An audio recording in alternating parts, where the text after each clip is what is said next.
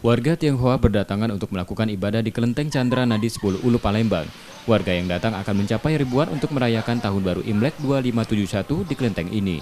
Saat malam perayaan Imlek, rumah ibadah menyiapkan tradisi pelepasan burung pipit atau fangseng yang diyakini untuk membuang ketidakberuntungan dan meminta rezeki. Kelenteng juga menyiapkan peralatan lainnya untuk ibadah, seperti kertas teratai, minyak lilin, dan kimchua atau kertas sembahyang.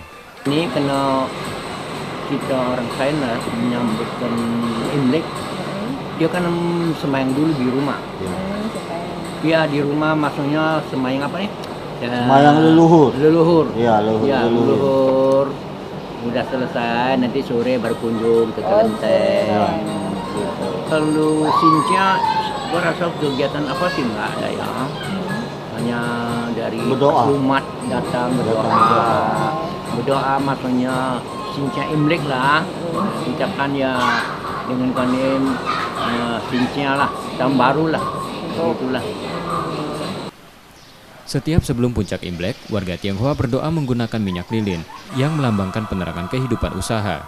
Sedangkan membakar kertas bunga teratai bermakna penambahan rezeki. Reski Oktora, Muklas Diferensial, Kompas TV, Palembang.